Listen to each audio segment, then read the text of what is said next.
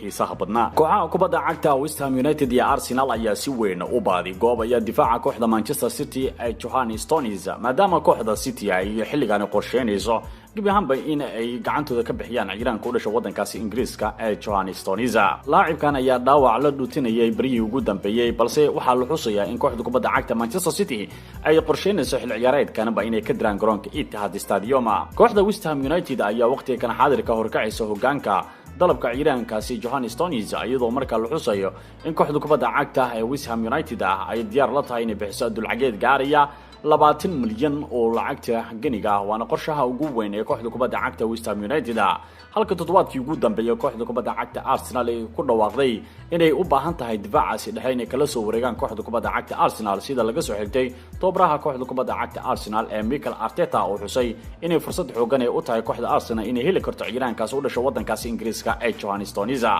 balse labada kooxood ee West Ham United iyo Arsenal ayaa xilligan xoojinaya dalabka ciidankaasi ee Johannes Stones xil ciyaareedkani. laacibka u dhashay wadankaasi Brazil ee Willian ayaana markaa la xusayaa mar kale inuu dalab ka soo gaaray kooxda kubadda cagta Barcelona ee ka dhisan horyaalka wadankaasi Isbaanishka sida ay qorayso jirada Sky Sport. waxaana la soo warinayaa ciidankan ee ka tirsan kooxda Chelsea in waqtiga kan xaadirka macquul tahay inuu ka soo dhaqaaqi doono kooxdaasi maadaama aysan u muuqanaynin hadafkiisa heshiis kordhinta uu ka doonayo kooxda kubadda cagta Chelsea. laacibkan Willian ayaana toddobaadkii ugu dambeeyay sheegay inay ka go'antay oo kaliya heshiis 3 sanadood inuu markaa ka doonayo kooxda kubadda cagta Chelsea balse madaxda kooxda kubadda cagta Chelsea ayaa ka madax laabtay dhawaaqa ciidankaasi Willian waxaana xilligan dalabkiisa aad u baadi goobaya kooxaha kubadda cagta Barcelona, Inter Milan, Tottenham iyo kooxda kubadda cagta ee Arsenal. Willian wuxuu doonayaa maalmaha foodan ugu soo haysaba inuu soo gabagabeeyo hamigiisii ugu dambeysay ee gigada Stamford Bridge ee kooxda kubadda cagta Chelsea maadaama xilligan ay soo badanayaan dalabida xoog badan kooxaha xilligan ka baadi goobaya marka loo eego suuqa iibsiga ciyaartooyda xil ciyaareedkani. daayirka kooxda kubadda cagta ee Real Madrid ee Lucas Vazquez ayaana markaa xusaya in uu doonayo in waqti dheer uu la sii qaato garoonka kooxda kubadda cagta Real ee Santiago Bernabeu maadaama ciidankan heshiiska garoonka Santiago Bernabeu uu ka haysta uu gaarayo tan iyo bishii lixaad ee sanadka 2021 jirada aas ayaa markaa soo warinaysa in ciidankan Lucas Vazquez uu markaa ka dhaadhicin doono maamulka kooxda kubadda cagta Real Madrid inuu jeclaan lahaa inuu ka hadlo arrimaha mustaqbalkiisii kooxda kubadda cagta ee Real Madrid. Zinedine Zidane oo hogaaminaya kooxda kubadda cagta Real Madrid ayaa hore u cadeeyay in gudoomiyaha kooxda kubadda cagta Real Florentino Perez oo markaa u qorsheysan tahay inuu isbedel xooganba uu sameeyo taasi oo markaa uu qayb ka yahay 10 ciyaartooy ee macquul galka ay tahay Real Madrid inay iska fasaxi doonto xil ciyaareedkani. Lucas Vazquez ayaa dalabyo muhiim ah oo ka haysta 3 kooxood ee ka dhisan horyaalka wadankaasi Ingiriiska balse wuxuu maanta ku dhawaaqay xidigaasi inuu aad u jecel yahay in kulanka ugu dambeeya uu la qaato maamulka kooxda Real si uu kaga dhaadhiciyo ciidanka inuu ku sii sugnaado sanadaha soo socda kooxda kubadda cagta Real Madrid waxaana uu doonay inuu kala hadlo mustaqbalkiisii kooxda kubadda cagta Real Madrid. sheekada ciidanka amaahda kula jooga kooxda kubadda cagta Inter Milan ee Alexis Sanchez ayaana markaa la xusayaa in ay markaani soo gabagaboobayso maadaama Inter Milan ay markaa qayb horeba guul weyn ay ka gaartay wada hadalka Manchester United ay markaa ka doonayaan ciidanka Alexis Sanchez. sida warbaahinta magaalada Manchester ba ay qorayaan waxa la xusayaa in Inter Milan ay guulo muhiim ah ka soo gaartay wada hadalkii ugu dambeeyay ee ku doonayaan xidigaasi Alexis Sanchez in heshiis joogto ah marka ay ka saxiixdaan. xidigan reer Chile Alexis Sanchez ayaa dhawaan ku dhawaaqay in heshiiskiisa mushaarka aheed uu kala bar marka uu dhimi doono hadii uu ciidanka marka uu doonayo heshiis joogto ah inuu u saxiixo kooxda kubadda cagta Inter Milan waxaana uu ka gaabsanayaa ku laabashada Stadio Old Trafford ee kooxda kubadda cagta ee Manchester United. tobaraha kooxda kubadda cagta Inter Milan ayaa muhiimad gaar u arkay in ciidankan reer Chile Alexis Sanchez uu yahay xidig aad u la qabsaday mustaqbalka horyaalka dalkaas Talyaaniga gaar ahaan kooxda kubadda cagta Inter Milan waxaana ay doonayaanba inay soo gabagabeeyaan sheekada ugu dambaysa ee marka u dhaxaysa wada hadalka Alexis Sanchez labada kooxood ee Inter Milan iyo Manchester United. dhinaca kalena qaar kamid ah kooxaha ka dhisan horyaalka wadankaas Ingiriiska ayaa aad u xiiseynaya waryaanka kooxda Barcelona ee Braithwaite ciyaarankani ayaana markaa la xusayaa in xilligan uu aad markaa u xiiseynayo dalabida kooxaha xilligan aadka markaa kaga baadi goobaya suuqa kaliibsiga ciyaartooyda. dhawaan ayay ahayd markii kooxaha ka dhisan horyaalka wadankaas Isbaanishka sida Real Valladolid, Real Sociedad iyo Sevilla ay marka dhamaantooduba ay xaqiijiyeen inay aad u baahan yihiin wada hadalka ciyaaryahankaasi 25 jirkaan ayaa muuqanaysa in xilligan boos joogta uusan ka heli karin staadiyaha Nou Camp ee kooxda kubadda cagta Barcelona waxaana aragtahan la xusayaa in kooxda kubadda cagta Barcelona ay ku doonayso in ciyaaryahankaasi gacantooda ay kaga bixiyaan adduunyadeed gaaraya 16 milyan oo lacagta ganiga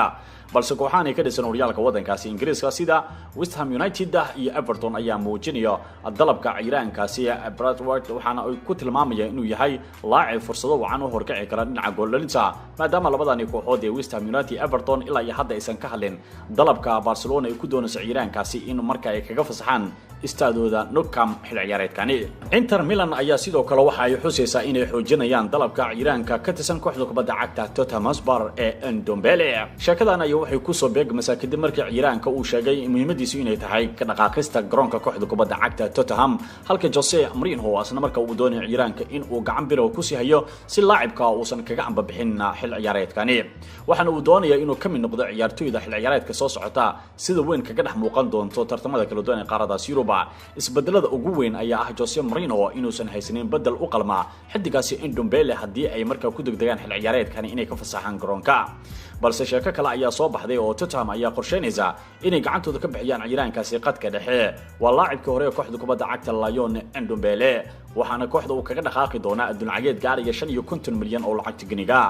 Barcelona ayaa ciyaaryahankani dhawaan markaa la soo xiriirtay balse waxaa la xusayay in kooxda kubadda cagta ee Tottenham Hotspur ay dalbanaysa adduunyadeed gaaraya 63 milyan oo lacagta ganiga haddase isbedel xoogan ayaa ku yimid dhaqaalihii Tottenham ay doonaysa inay ku yimaado xidigaasi Ndombele 55 milyan ayaana lagu heli karaa ciyaaryahankaasi Ndombele waxaana laga warsugi doonaa kooxaha toddobaadkii ugu dambeeyaba aad kale oo la xiriirnay laacibkani Ndombele ciyaaryahanka kooxda kubadda cagta ee Fiorentina Federico Chiesa ayaana markaa ku adkaysanaya inuu aad ugu faraxsan yahay mustaqbalka kooxda Fiorentina ayaduna labadii toddobaad ugu dambeysay warbaahinta wadankaasi Talyaaniga ay xusayeen in ciyaaryahanku oo macquul ay tahay inuu isaga dhaqaaqi doono kooxda kubadda cagta Fiorentina iyadoo la xiriirinayo dhowr kooxood ee markaa ka xamaalanaya horyaalka sirada wadankaasi Talyaaniga xidigani Federico Chiesa wuxuu leeyahay anigu aad ayaan ugu faraxsanahay hoyga kooxda kubadda cagta Fiorentina wali waxaan ahay ciyaaryahan wax weyn u qaban kara mustaqbalka kooxda kubadda cagta Fiorentina mana go'aansan karo mustaqbalkayga inaan ku degdego kooxaha kale Fiorentina ay ku xifaaltamaan horyaalka sirada wadankaasi Talyaaniga Federico Chiesa sidoo kale wuxuu laba dalab muhiim ah ka haystaa kooxaha ka soo jeeda horyaalka wadankaasi Ingiriiska balse wuxuu ku dhawaaqay ciyaaryahanka ilaa iyo hadda inuusan kala hadlin mustaqbalkiisa kooxda Fiorentina waxaana uu doonayaa inuu kala kaashado wakiilka ciyaaryahankaasi inuu ku qanacsan yahay kooxdiisa Fiorentina inuusan ka dhaqaaqin xil ciyaareedkani ciyaaryahanka kooxda kubadda cagta Bayern Munich David Alaba ayaa laba dalab muhiim ah ka haysta kooxaha ka dhisan horyaalka wadankaasi Ingiriiska sida Chelsea iyo kooxda kubadda cagta ee Manchester City tababaraha kooxda kubadda cagta Chelsea Frank Lampard ayaana markaa sheegaya in muhiimad gaar ah ay u tahay in ciyaaryahankaasi ay kala xaajoodaan maamulka kooxda kubadda cagta Bayern Munich iyadoo la xusayo ciyaaryahanka inay socoto wada hadal ku aadan heshiis kordhin kooxda ku ciyaarta garoonka Allianz Arena Bayern Munich rajo walba macallinkani hogaaminaya kooxda kubadda cagta ee Chelsea Frank Lampard ayaana markaa sheegaya inay markaa kulanka ugu dambeeya ay markaa la kaashan doonaan wakiilka ciyaaryahankaasi